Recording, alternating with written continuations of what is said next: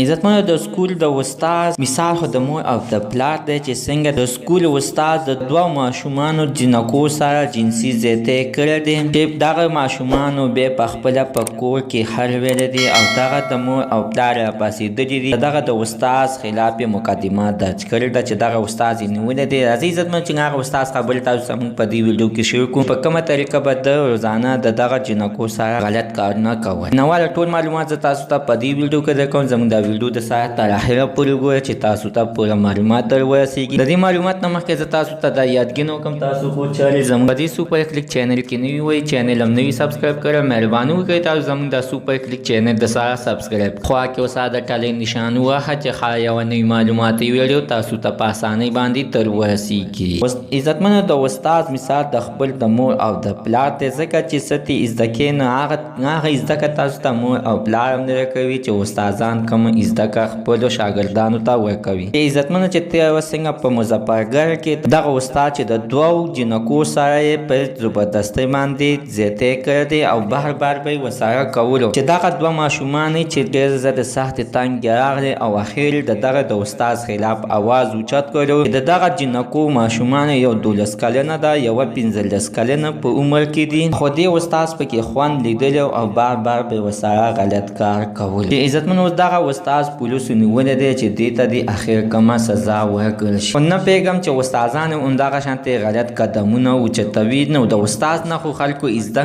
کوي چې استادان دغه غلط قدمونه اوچتوي نو موږ ګیله اخر چاته د دې استاد په اړه باندې ستاسو څه خیر دی حتما راسره خپله رایې لاندې په کمنټ کې شریکه کړئ. زموږ د سره عزتمنو نننۍ معلومات تر دې پورې په نوي معلومات دپاره د سره زموږ د سوپر کلیک چینل د سره سبسکرایب کړئ خوا کې ورسره د ټلۍ نشان ووهئ. د هر یوه نوي معلوماتي ویډیو تاسو ته په اسانۍ باندې تر ورسیږي.